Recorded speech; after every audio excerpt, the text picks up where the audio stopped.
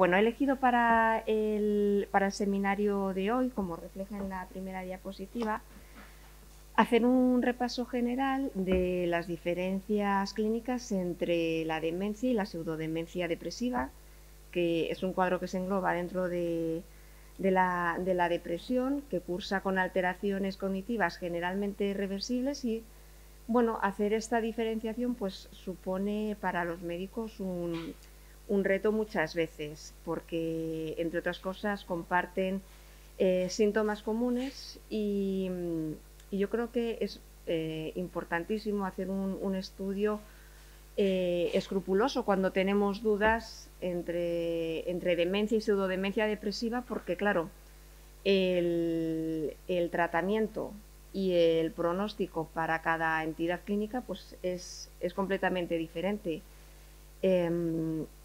No es lo mismo decirle a un paciente o a sus familiares que nos encontramos ante un cuadro de demencia que ante un cuadro depresivo.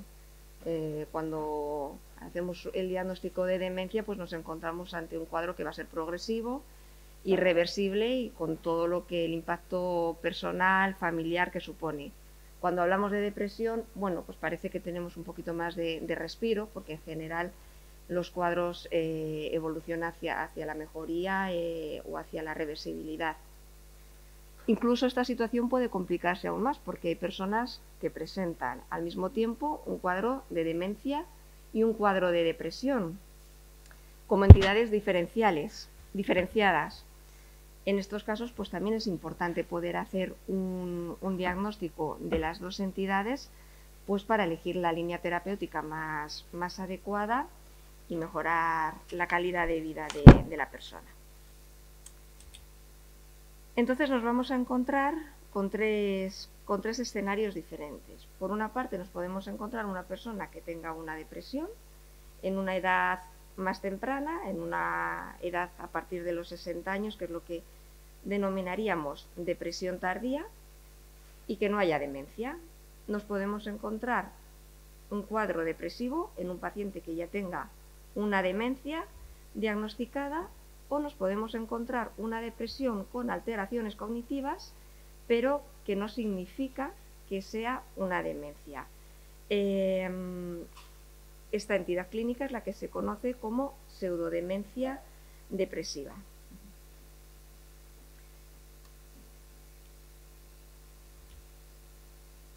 Por lo tanto, para empezar, creo que es importante conocer o poder distinguir entre diferentes conceptos: el concepto de depresión, el concepto de demencia y el concepto de pseudodemencia depresiva.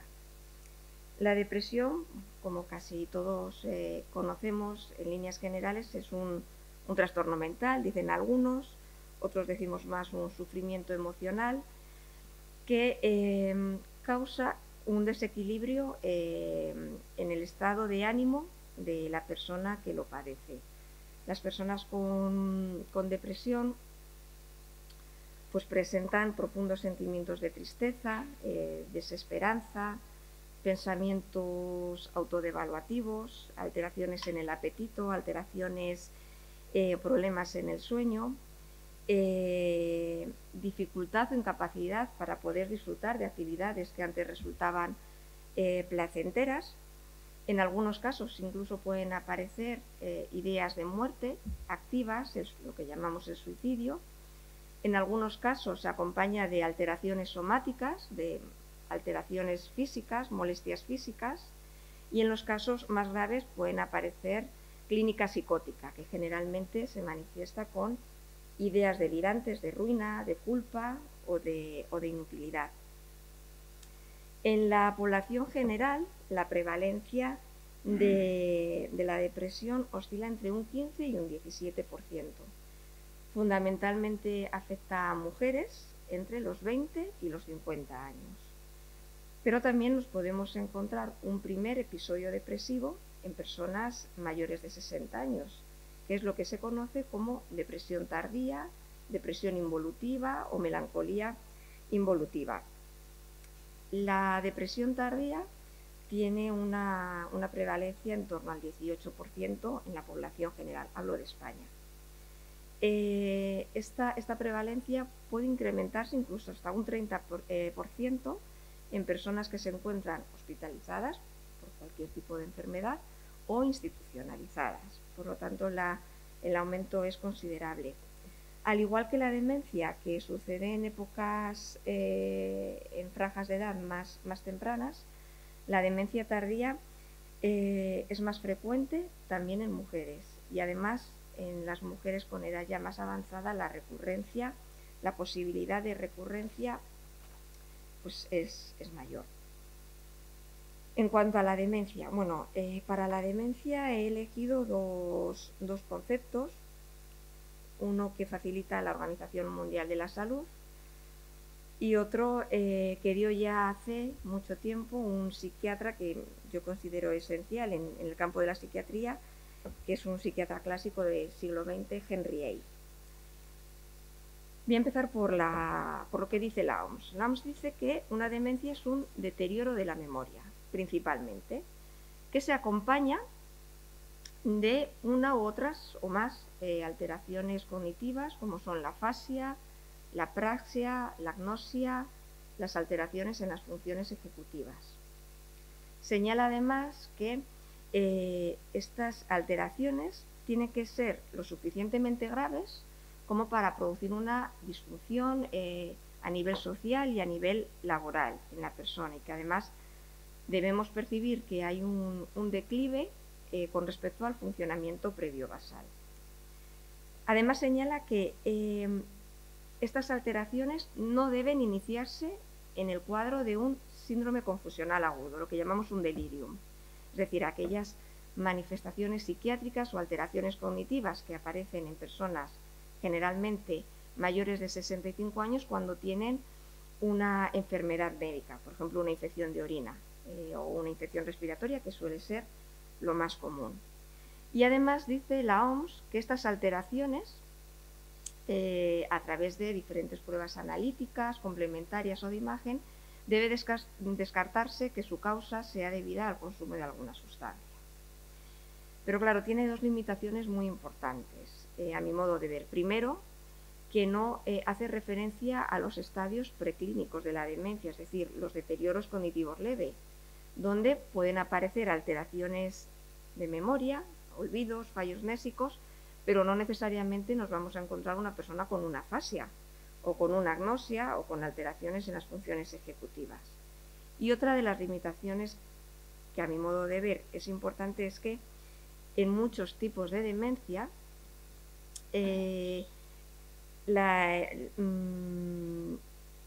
las alteraciones en la memoria no están presentes al inicio de este tipo de demencias. Por ejemplo, en la demencia frontotemporal, donde hay una prevalencia de síntomas psiquiátricos, y en algunos casos de la demencia vascular.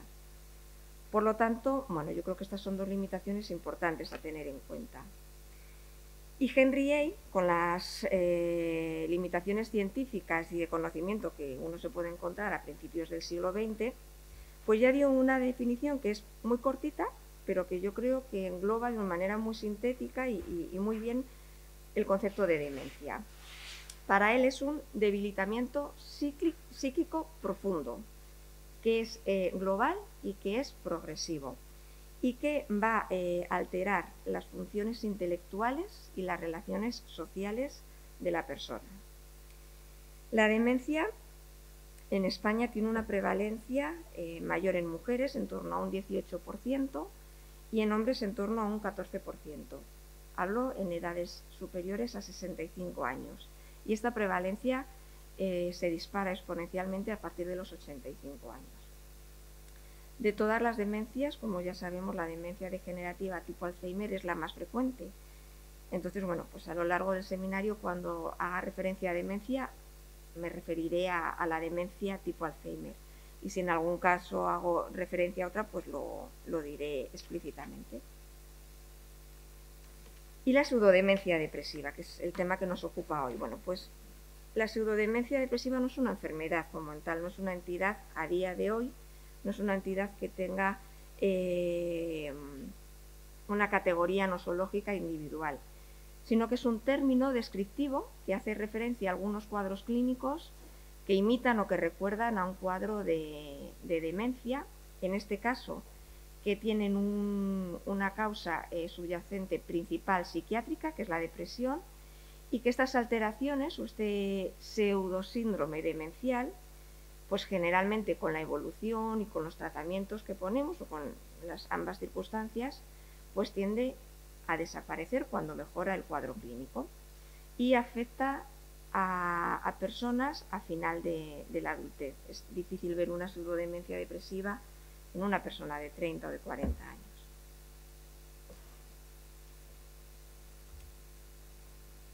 Centrándonos en la depresión, sin que haya un diagnóstico de demencia, vamos a distinguir, en función de la edad en la que se presente, entre la depresión temprana y la depresión tardía. Y veremos que hay algunos estudios que apuntan que la depresión puede ser un factor de riesgo para poder desarrollar en edades más avanzadas una demencia, y algunos estudios consideran en la depresión tardía que más que un factor de riesgo es un pródromo, es decir, es una manifestación, un síntoma temprano de una demencia. Bueno, existen varios estudios que defienden la hipótesis de que la depresión temprana, que decíamos que es la que se da antes de los 60 años, entre los 20 y 50 años fundamentalmente, puede actuar como factor de riesgo para desarrollar después un cuadro de demencia, sobre todo cuando en estas edades tempranas hay un aumento en el número de episodios depresivos o cuando los episodios depresivos son graves. ¿Cómo podríamos explicar esta relación desde el punto de vista etiopatogénico? Bueno, pues casi todos los estudios apoyan una hipótesis, y es que cuando una persona tiene un cuadro depresivo se produce un estrés en el sistema nervioso, un estrés que puede llegar a cronificarse.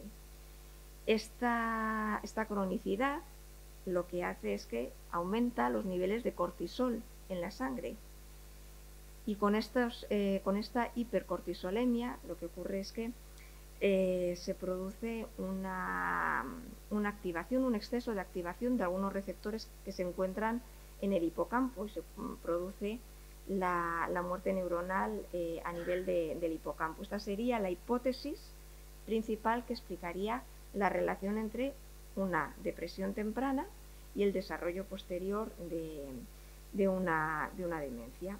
Mientras que en las depresiones tardías, aunque también se observa esta alteración en el hipocampo, suelen haber una mayor prevalencia de lesiones en la sustancia blanca a nivel subcortical. Apoyando esta hipótesis, he encontrado dos estudios que en la literatura parecen los más potentes. Son dos metaanálisis, uno del año 2006 de Onby et al., que bueno, pues lo que hicieron es hacer una revisión sistemática de los artículos que se habían publicado hasta esa fecha que relacionaban la depresión con la demencia, y encontraron una relación positiva entre un intervalo de tiempo prolongado entre el diagnóstico de la depresión y la demencia posterior. Y otro estudio, algo posterior, del 2010, en la misma línea, es el de Sancinski, que lo que hizo fue un seguimiento de unos 17 años en personas que habían padecido o no depresión, y al cabo de 17 años observó que había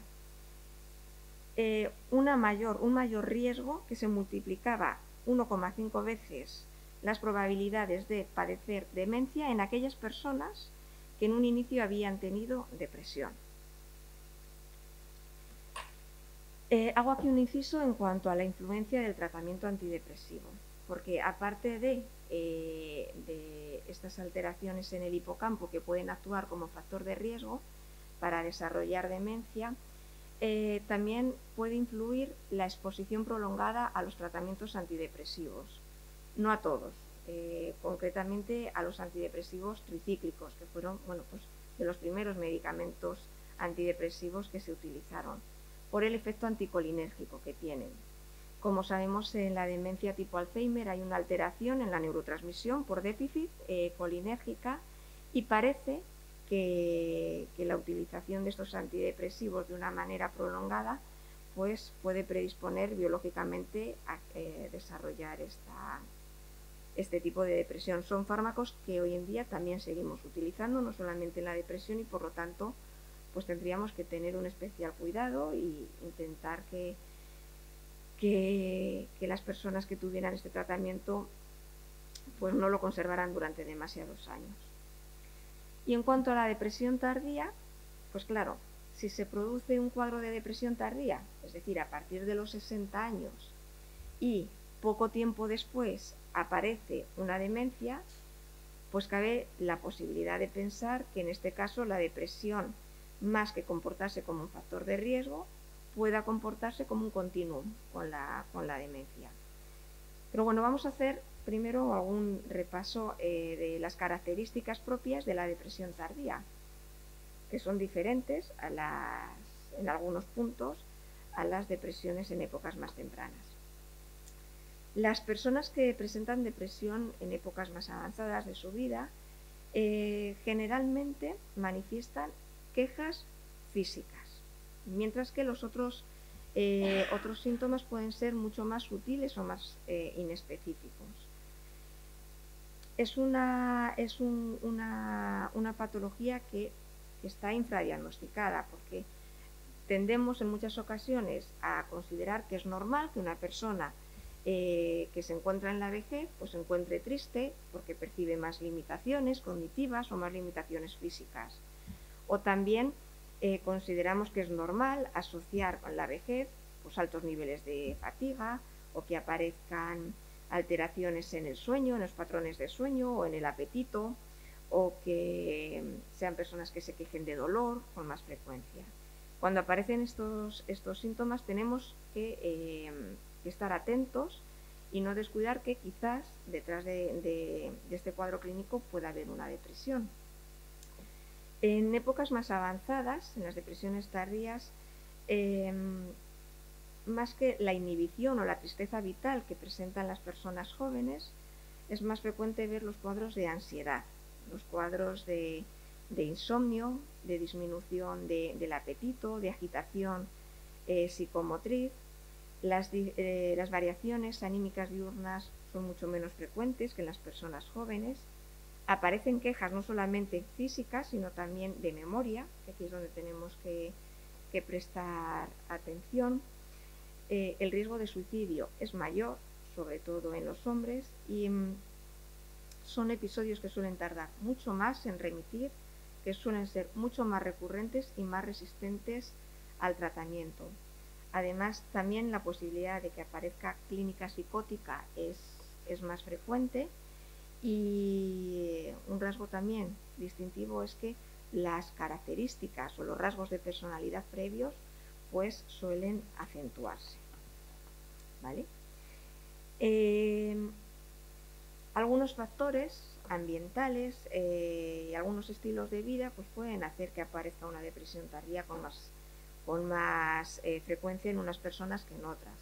Por ejemplo, pues el hecho de vivir solo, de fumar, de padecer una fractura de cadera, de tener un dolor crónico, pues son factores que pueden influir o que pueden favorecer la aparición de una depresión tardía, que además presenta una elevada comorbilidad con otras patologías médicas, como son las patologías cerebrovasculares, las alteraciones en el tiroides, sobre todo el hipotiroidismo, y las demencias.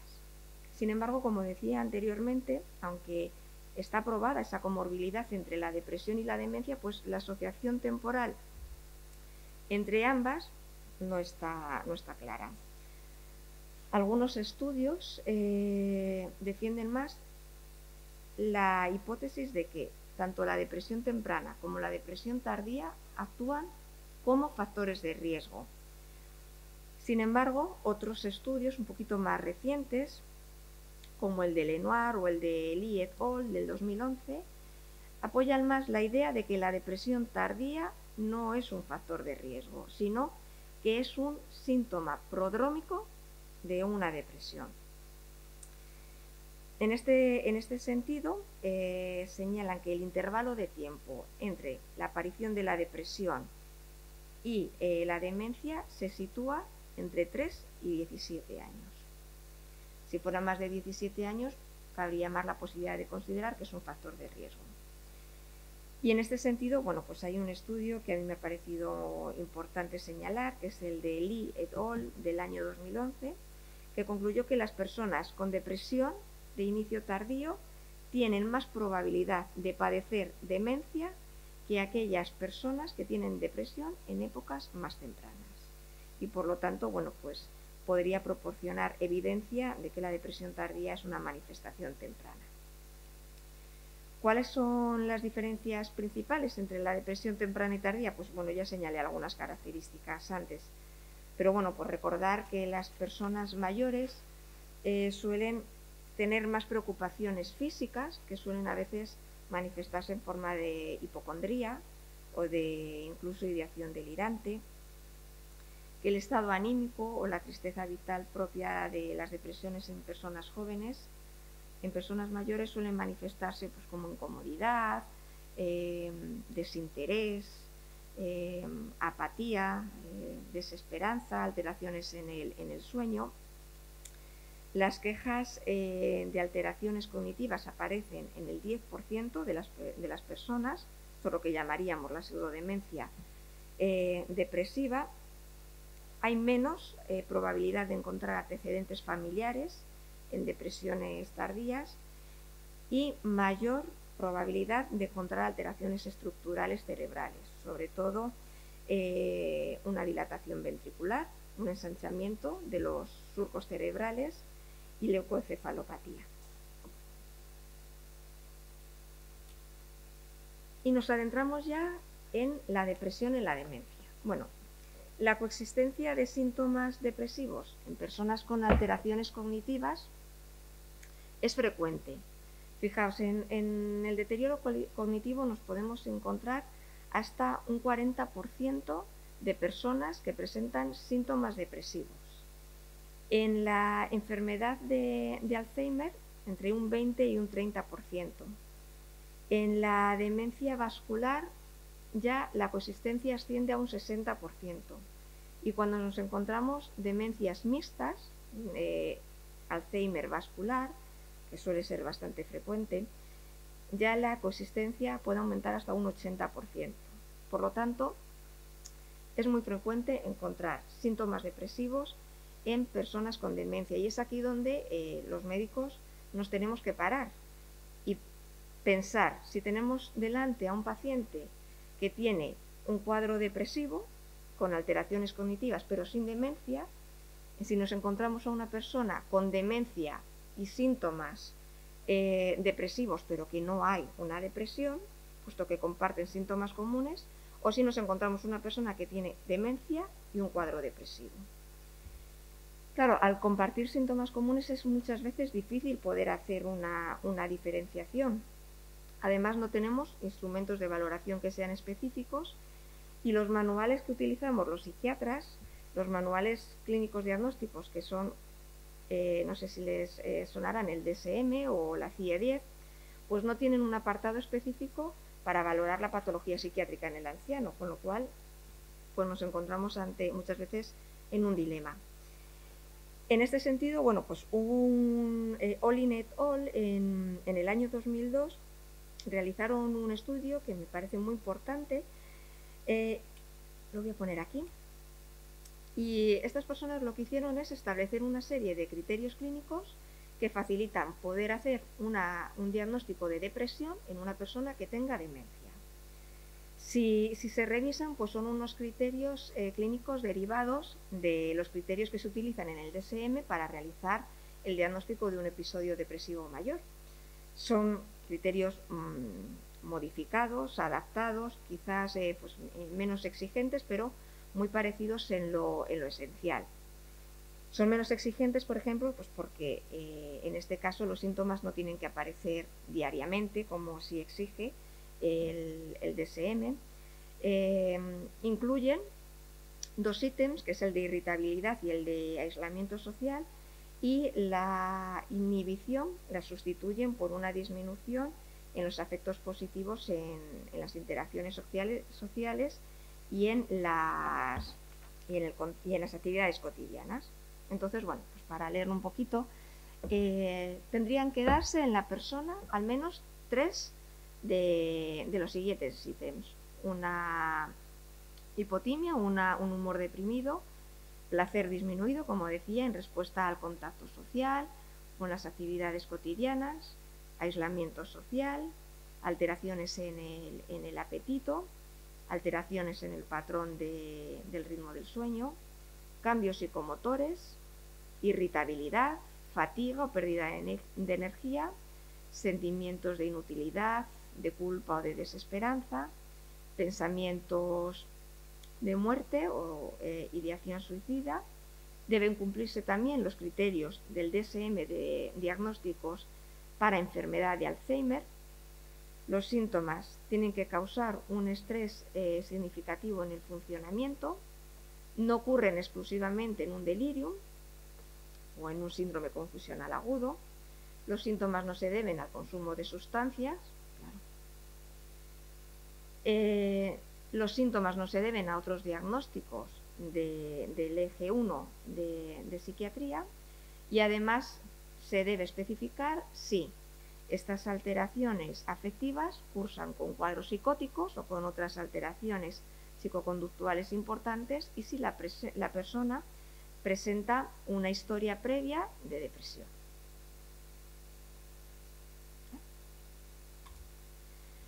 Por lo tanto, en este punto debemos pensar que pueden coexistir como entidades diferentes en una misma persona demencia y depresión. Bueno, pues teniendo en cuenta que la clínica depresiva y la demencia son dos manifestaciones o dos patologías que no son infrecuentes en las personas mayores, y que además los síntomas depresivos aparecen con más frecuencia en personas que tienen demencia que en aquellas personas que no lo padecen, pues cabe pensar que más que ser entidades diferentes, son entidades que están asociadas.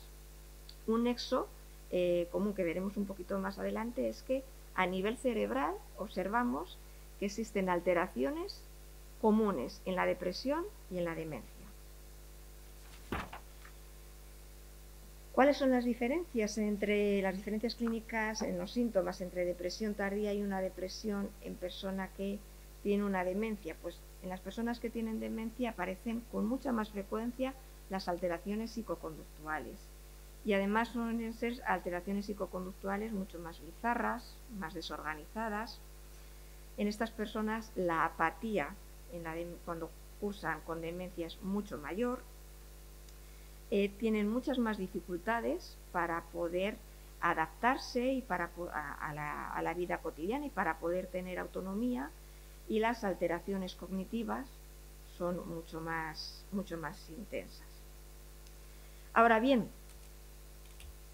aunque comentábamos que la depresión y la demencia parece que son entidades que más que ser independientes están asociadas, no quiere decir que todas las personas que tienen demencia vayan a tener depresión.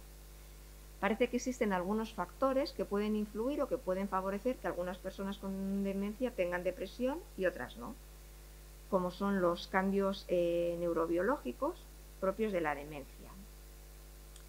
En la demencia aparecen alteraciones en la neurotransmisión serotoninérgica, noradrenérgica, dopaminérgica y colinérgica. Y parece que estas alteraciones están relacionadas con algunas alteraciones en puntos cerebrales concretamente en el locus ceruleus y en el núcleo dorsal del RAFE. Esto aparece también en la demencia. Además, en la demencia aparece también en la depresión, perdón. En la demencia aparecen alteraciones en la neurotransmisión o en los circuitos neuronales entre las partes frontales y prefrontales y en algunos ganglios de la base, concretamente en el estriado. Y esto favorecería la aparición de apatía. Y además también se ha observado que en personas que tienen enfermedad de Alzheimer y depresión hay una disminución del flujo sanguíneo, cerebral y del metabolismo en las zonas superiores, frontales, en las zonas temporoparietales izquierdas, fundamentalmente, y en la región anterior del cíngulo, en la corteza prefrontal. Otro factor que puede influir es la percepción de las propias limitaciones. En algunas personas, sobre todo en etapas ya más avanzadas de Alzheimer, existe dificultad para poder reconocer sus limitaciones, sus propias limitaciones cognitivas, que es lo que llamamos la anosognosia. En las etapas más iniciales, las personas son más conscientes de estas limitaciones que van apareciendo. Entonces, bueno, pues cabe pensar que los cuadros depresivos se den más al inicio de la demencia que en cuadros más avanzados. En este sentido, se ha encontrado un dato que a mí me parece muy interesante, y es que efectivamente en las personas en épocas más iniciales se han encontrado cuadros reactivos, afectivos, cuadros depresivos, cuando perciben que tienen estas limitaciones, pero son cuadros depresivos menores. ¿Esto qué quiere decir? Pues que los síntomas son menos intensos o menos graves que en una depresión mayor. Sin embargo, se han encontrado o se ha evidenciado que los cuadros depresivos más graves, los cuadros depresivos mayores, aparecen no tanto en las épocas iniciales, sino en las épocas más avanzadas, en los estadios más avanzados de la demencia. Por lo tanto, parece que ya no tendría tanta relación con que la persona perciba sus limitaciones, sino o estaría más relacionado con los propios cambios cerebrales de la demencia, sobre todo en las alteraciones temporoparietales. En cuanto a la vulnerabilidad genética, bueno, pues parece que efectivamente algunas personas tienen un riesgo preexistente a padecer depresión cuando se inicia una demencia, y parece que este riesgo se activaría por los propios cambios estructurales cerebrales, y que si no se dan estos cambios estructurales propios de la demencia, las personas pueden aparecer o este riesgo pues queda silente. Factores sociales y culturales. Pues bueno, numerosos estudios, concretamente uno en el 99 de Carot et al, pues vieron que analizaron un grupo de personas que tenían alteraciones neurológicas, entre ellos la demencia, y vieron que estas personas, cuando se encontraban con incapacidad laboral, aislados, cuando eran mujeres o cuando eran amos o amas de casa, pues tenían mucho más riesgo de padecer o de desarrollar un cuadro de demencia que en personas en las que no se dieran estos factores sociales. Y desde el punto de vista psicoanalítico me parece muy interesante la relación o la asociación que hacen o cómo se explica que pueda aparecer una depresión en un cuadro de demencia. Desde el psicoanálisis se dice que la clínica depresiva en la persona con demencia estaría relacionada con la integridad remanente de su estructura de la personalidad y con la capacidad del yo para regular sus relaciones con el ello, el superyo y con el entorno. Esto parece muy farragoso, pero yo creo que se puede explicar de una manera más sencilla, que sería que desde el punto de vista psicoanalítico la depresión aparece en la persona con demencia como un esfuerzo de adaptación, de seguir manteniendo su estructura del yo. Como sabemos, en las personas con demencia y en las personas psicóticas, desde el punto de vista psicoanalítico, psicodinámico, lo que se produce es una desintegración del yo, por diferentes causas, si es una entidad y si es en otra. Bueno, pues parece que en la demencia los cuadros depresivos es un intento de la persona de agarrarse a aquellas estructuras del yo que conforman la personalidad que todavía se mantienen o mantienen algo de su integridad.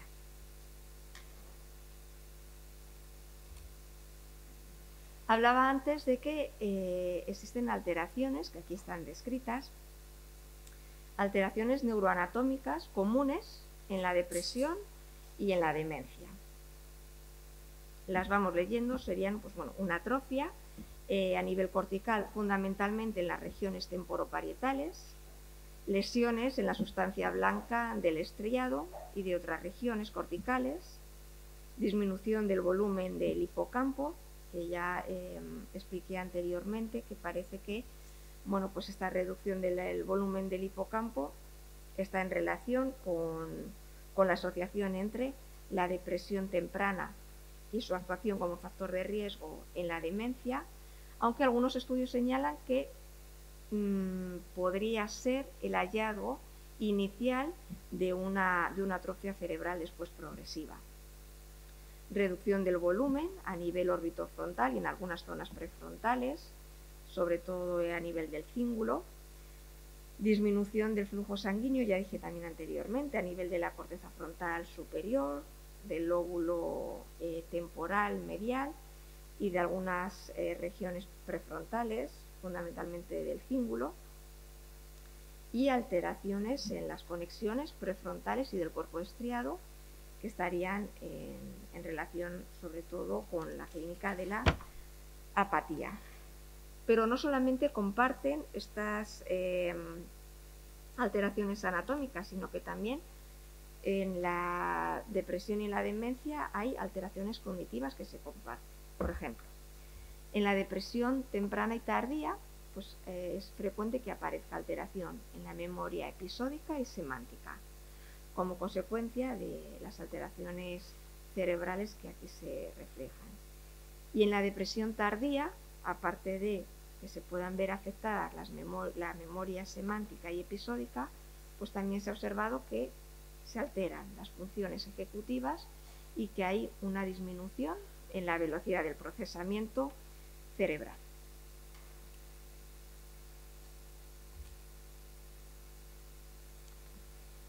Y también son comunes alteraciones emocionales, pues los altos niveles de fatiga, las dificultades para dormir, la disminución del umbral del dolor, el estado de ánimo bajo, la hipotimia, el llanto frecuente, la desesperanza, la ideación suicida o la ideación delirante. Pongo aquí en azul la apatía. ¿Por qué? Porque aquí también muchas veces tenemos muchas dificultades los clínicos. La apatía es un síntoma que aparece muy comúnmente relacionado con la depresión, que tiene que ver pues con el desinterés, ¿no? con la falta de motivación, con la capacidad para comprometerse, con la negligencia de uno mismo o de los demás. Pero muchas veces la apatía aparece como un síntoma aislado sin que haya depresión. Aquí lo intento explicar un poco más esquemáticamente. Por lo tanto, en algunas ocasiones nos encontramos con una persona que tiene apatía y el diagnóstico que damos es el de depresión. Y no es así, nos podemos encontrar ante una persona que inicia un cuadro de demencia. Como decía, la apatía tiene que ver de manera aislada con la dificultad para implicarse, con el desinterés afectivo, con el aislamiento, con la dificultad para poder comprometerse o para cuidar de sí mismo o de los demás. Es necesario que prestemos atención a si, además de estos síntomas, la persona presenta tristeza, presenta culpa, presenta ansiedad, es decir, todos los síntomas que nos podrían indicar que la persona está teniendo o no un cuadro depresivo.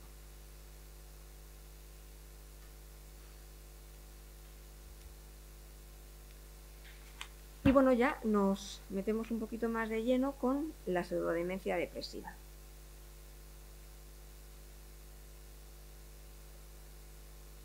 Bueno, dentro de la conceptualización histórica de la pseudodemencia depresiva, pues destacamos a dos médicos, a Wernicke a finales del siglo XIX y en la primera mitad del siglo XX a Bleuler, que fueron dos médicos neurólogos que empezaron a estudiar la pseudodemencia, pero no en el contexto depresivo, sino en el contexto de la histeria.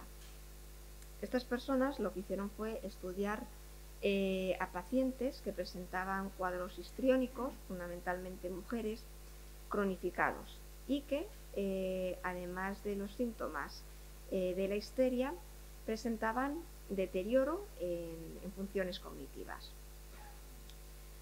Algo más tarde, a mediados del siglo XX, aparece Quiló, que es la persona, es el médico que ya empieza con él nace el concepto que tenemos actualmente de la pseudodemencia depresiva.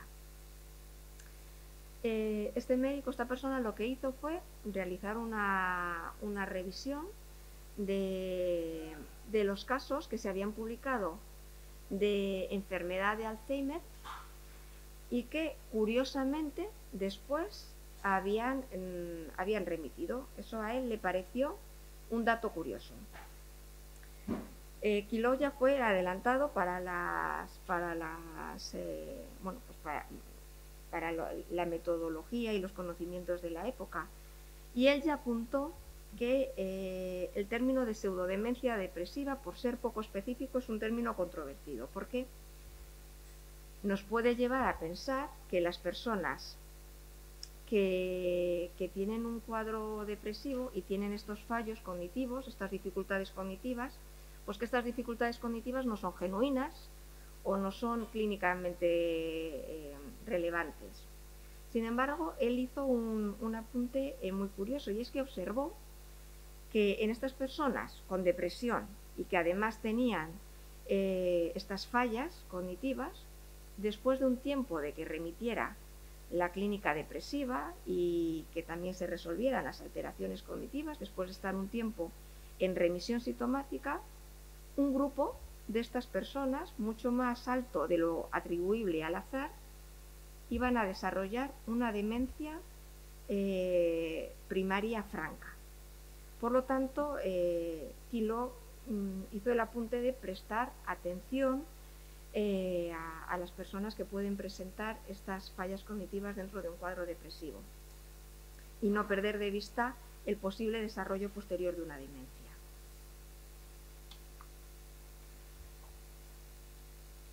Bueno, he intentado resumir en un cuadro, en los tres siguientes, cómo podemos hacer un diagnóstico diferencial o qué ítems nos pueden ayudar a hacer un diagnóstico diferencial entre una demencia, una persona que presenta una demencia o una pseudodemencia depresiva. Hay dos ítems que son más teóricos, ¿no? Que es el ítem del concepto y de la etiología. Bueno, pues en la demencia sabemos que lo que prevalece en la demencia tipo Alzheimer es una patología neurodegenerativa en la que van a aparecer alteraciones cognitivas. Ya hablé de la afectación de la memoria, la posibilidad de que aparezca una afasia, praxia, náusea o alteraciones en las funciones ejecutivas, y que pueden cursar también con alteraciones psicoconductuales. Sin embargo, en la pseudodemencia depresiva, el sustrato no es una enfermedad neurodegenerativa, sino el trastorno psiquiátrico. Hablábamos antes incluso también de las pseudodemencias histéricas. En este caso, lo que subyace es un trastorno psiquiátrico depresivo, moderado o grave, que cursa con alteraciones cognitivas. En los casos más leves es difícil, prácticamente no se encuentran alteraciones cognitivas, y tampoco, como decía anteriormente, en personas jóvenes. Suele afectar más a personas a final de la adultez. La etiología, bueno, pues en el caso de la demencia y de la pseudodemencia depresiva hay una etiología multifactorial. Se habla de componente genético, de cambios, como decía antes, estructurales cerebrales, factores también desde el punto de vista psicoanalítico, psicodinámico. Pero ¿cuáles son los ítems que nos resultan útiles en la práctica clínica? Bueno, pues el inicio. En la demencia del tipo Alzheimer, el inicio es insidioso, es gradual, no se instaura una clínica de demencia a lo largo de unas semanas, sino que cuando hacemos una historia, recogemos los datos, muchas veces las personas ya llevan incluso años con algunas fallas cognitivas. En la pseudodemencia depresiva, sí, las fallas cognitivas aparecen de una manera brusca, es decir, en el contexto de un cuadro depresivo, en pocas semanas aparecen estas alteraciones. La clínica, bueno, pues mientras que en la demencia vemos ese perfil cognitivo que comentaba anteriormente, en la pseudodemencia depresiva lo que más nos llama la atención es el cuadro afectivo, la tristeza, las ideas de culpa, el llanto, la desesperanza, las características sintomáticas. A mí personalmente, en los casos que yo he visto en consulta, esto me ha ayudado muchísimo, y es en las personas que presentan o que tenemos la duda si nos encontramos ante un cuadro depresivo o una pseudodemencia. Cuando nosotros ante la duda colocamos o instauramos un tratamiento antidepresivo, vemos que al cabo de unas semanas las personas que tienen un cuadro de demencia mejoran, incluso minimizan, es decir, son más los familiares los que apuntan, se olvida de las cosas, ya no se puede vestir, ya no puede manejar el dinero, sale y se desorienta. Sin embargo, la persona suele quitarle un poco de hierro al asunto. No, bueno, pues es que ya no cocino tanto porque ya somos menos en casa, o bueno, pues no me fijo mucho en el día, ¿para qué si todos los días son iguales? En la pseudodemencia depresiva esto no ocurre. En la pseudodemencia depresiva el paciente instaura un tratamiento antidepresivo y aunque mejore un poquito, la persona enfatiza mucho sus dificultades. Pues es que no puedo recordarlo, aunque en las valoraciones se vean que las alteraciones son más subjetivas que objetivas. Ya no me acuerdo de las cosas, no soy capaz de concentrarme o de leer un libro. Ya digo, a mí es un ítem que a mí me ha ayudado en algunos casos a poder diferenciar. Como decía, ¿no? Y en relación a lo anterior, las quejas del paciente. Generalmente en la demencia, en Alzheimer, la persona dice, me cambian las cosas de lugar, incluso a veces con una intensidad delirante, ¿no? Entran en casa, me roban, me perjudican de alguna manera. Sin embargo, en la pseudodemencia depresiva esto no ocurre.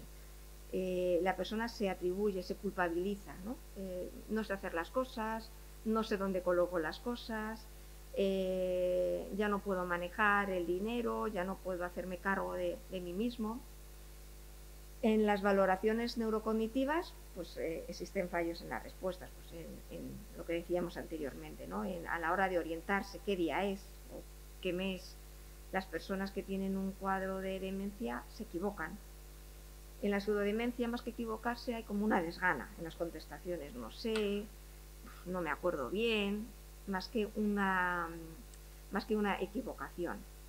Los síntomas vegetativos son más frecuentes en la depresión. El riesgo de suicidio, esto es importante, es más alto en la pseudodemencia depresiva porque, como comentaba anteriormente, aparecen los cuadros depresivos más graves. El insight, que tiene que ver con ese ser consciente de las dificultades, pues va alterándose de manera progresiva en la demencia. En la pseudodemencia depresiva se suele conservar porque el juicio está conservado.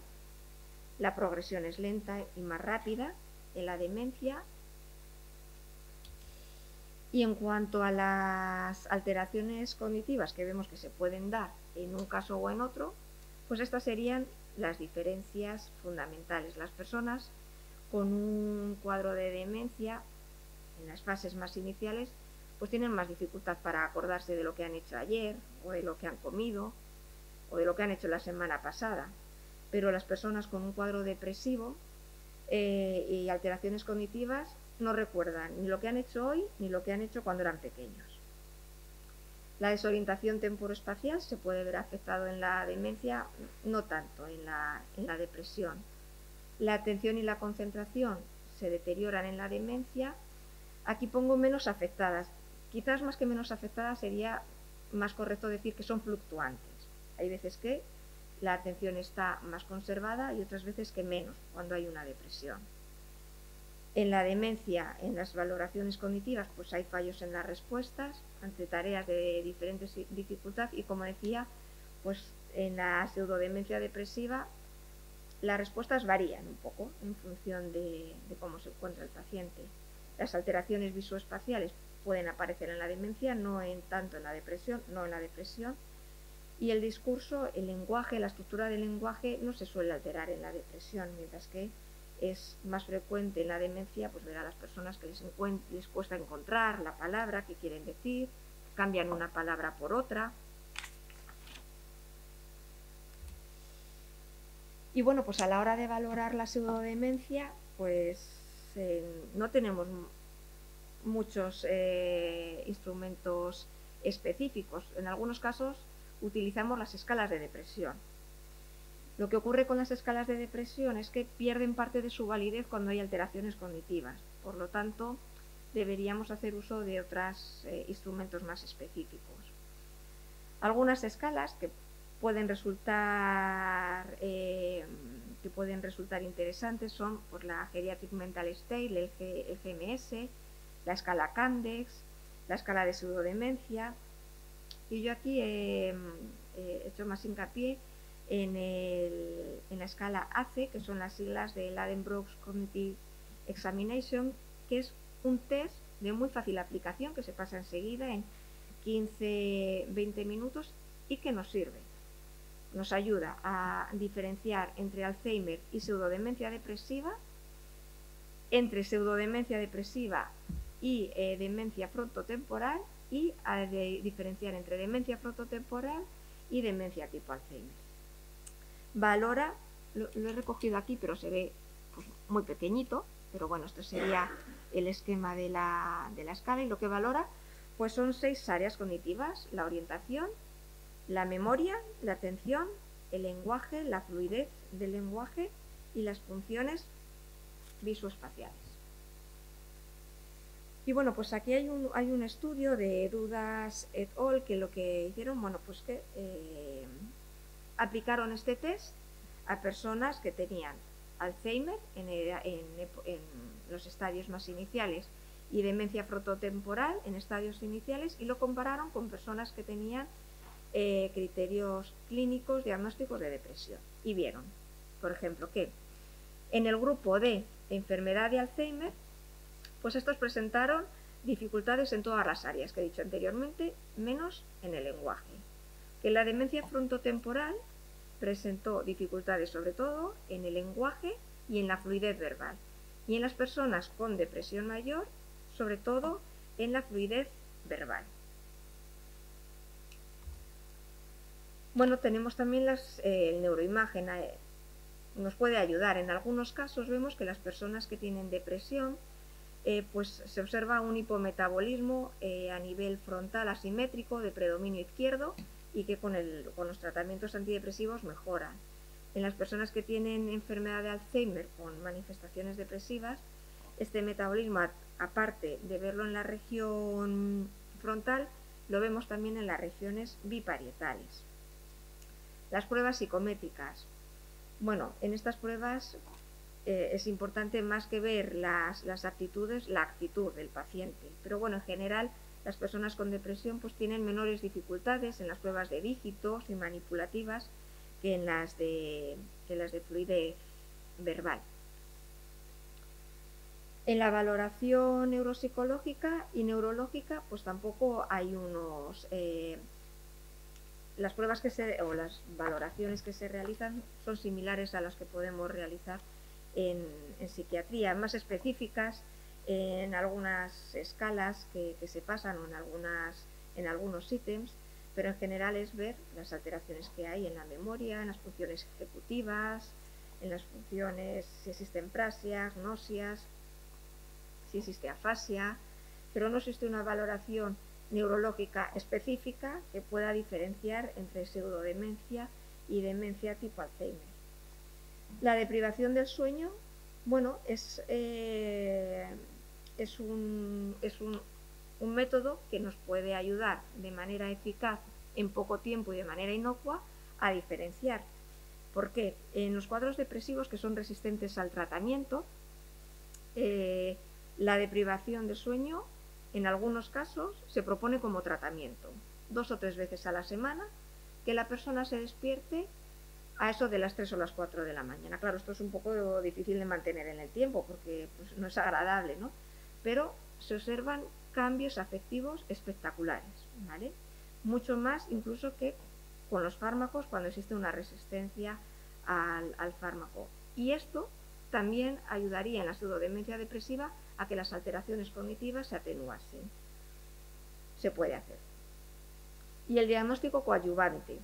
¿Esto a qué se refiere? Pues a algo que hacemos en muchas ocasiones los neurólogos y los psiquiatras. Si es ante la duda, colocamos un fármaco antidepresivo y vemos si con el fármaco antidepresivo existe una mejoría afectiva y por lo tanto en la pseudodemencia, en muchos casos también de las alteraciones cognitivas, o si no se produce o se producen mejorías en el estado afectivo, pero no tanto en las alteraciones cognitivas. Eso nos decantaría más a pensar que la persona tiene una demencia. En cuanto a los marcadores biológicos específicos, pues no existen para la pseudodemencia. A veces, bueno, podemos ayudarnos de algunos marcadores pues, que existen pues, para la depresión o para la demencia, pero en general lo que podemos, o a la conclusión que se puede llegar es que no existe ninguna valoración, ningún instrumento de valoración específico. A veces estos instrumentos o estas formas de actuar nos pueden ayudar a la hora de hacer un diagnóstico diferencial, pero hoy por hoy la diferencia es a través de la valoración clínica.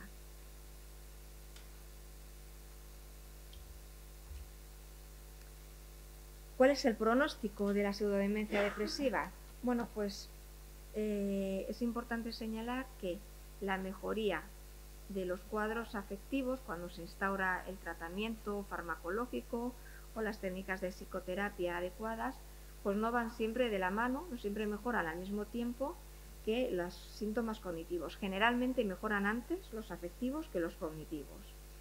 Los cognitivos incluso a veces se mantienen año o año y medio desde que se instaura el tratamiento antidepresivo y desde que los síntomas afectivos empiezan a atenuarse. Como decía anteriormente y como ya señaló Quiló en sus estudios, no debemos despreciar las fallas cognitivas en personas que tienen un cuadro depresivo, porque es verdad que en muchos casos evolucionan hacia la reversibilidad, es decir, que cuando mejora o se atenúa el cuadro depresivo, las alteraciones cognitivas también van a desaparecer, pero en algunos casos pueden evolucionar, en casos más de lo esperable al azar, pueden evolucionar hacia cuadros de demencia irreversibles. Y ya casi para ir terminando, me ha parecido importante poder aludir a la demencia frontotemporal y las dudas que a veces también nos crea con la depresión.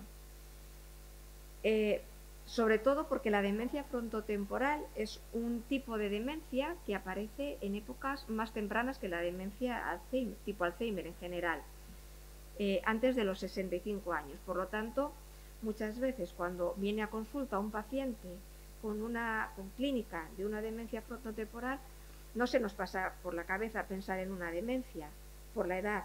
Si viene un paciente de 40 años, pues pensamos más en una depresión que en una demencia, porque comparten síntomas como la apatía, la dificultad en la atención y en la concentración, la baja energía. Debemos fijarnos en estos casos, al igual que cuando hacíamos la diferencia entre pseudodemencia depresiva y demencia, en si existe una alteración del estado de ánimo. En la demencia frontotemporal es más infrecuente ver un estado de ánimo bajo. Lo que más nos llama la atención es el desinterés, la dificultad para conectarse a la vida de la persona. Parece que están en su mundo. Además pueden aparecer otros síntomas psicoconductuales que orienten más hacia la demencia frontotemporal, que sería pues los cambios en algunos rasgos de la personalidad. De repente estas personas se vuelven más impulsivas o más desinhibidas, o tienen en algunos casos comportamientos repetitivos, más obsesivos, se vuelven más rígidos. En ese caso sí nos puede ayudar realizar una prueba de imagen y ver, entonces veríamos en muchos casos que existe esa atrofia, esas lesiones a nivel frontal. Pero en la clínica es importante tener en cuenta que cuando aparecen estos síntomas en una persona joven no debemos perder de vista que pueda tratarse de una demencia frontotemporal.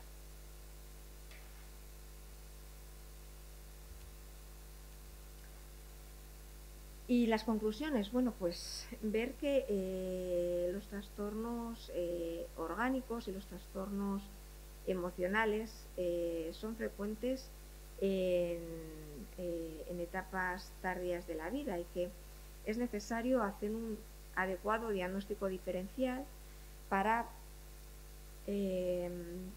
poder implementar las medidas terapéuticas necesarias y bueno, pues poder ayudar a la persona, ¿no? a sentirse mejor emocionalmente y en general mejorar su calidad de vida. Que como hemos visto, algunos estudiosos se decantan más por considerar que la depresión, tanto en épocas tempranas como en épocas avanzadas, es un factor de riesgo. Otros consideran que cuando la depresión aparece en épocas tardías, es decir, a partir de los 60 años, debe de considerarse más como un síntoma prodrómico. Bueno, yo creo que aunque son dos hipótesis diferentes, no son excluyentes, es decir, pues una persona que haya tenido episodios frecuentes de depresión o depresiones de una gravedad importante en épocas tempranas pueden ser un factor de riesgo por esas alteraciones cerebrales que vemos para que en épocas más tardías puedan desarrollar demencia. De hecho, cuando nosotros nos encontramos aquí, realizamos una historia clínica de los pacientes que llegan, en muchos casos vemos que esas personas no han tenido una vida muy fácil, es decir, que han tenido sucesos trágicos o de una intensidad emocional importante a lo largo de su vida, que han tenido cuadros depresivos, por lo tanto, son diferentes pero no son excluyentes. El intervalo de tiempo pues jugaría un papel importante a la hora de considerarla como factor de riesgo, como un continuo de la demencia. ¿Es la pseudodemencia depresiva una entidad clínica independiente? Bueno, pues a día de hoy no, ¿vale?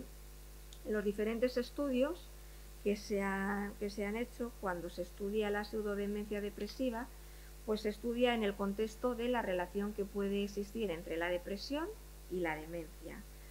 Pero, bueno, pues cabría la posibilidad o sería interesante reflexionar sobre si se debe considerar que es un estado psicopatológico objeto de llevarlo a una categoría nosológica independiente. ¿Cuál es mi conclusión personal? Pues que, como vemos, no es fácil poder realizar un diagnóstico a través de las escalas o de los instrumentos que tenemos entre depresión y demencia, y que en cualquier caso ninguna escala debe sustituir a la valoración del clínico que mira. A veces estamos más atentos en ver si las puntuaciones son de 12, de 15 o de 23 puntos, más de que ver cómo realiza la persona esa valoración, y eso nos puede confundir.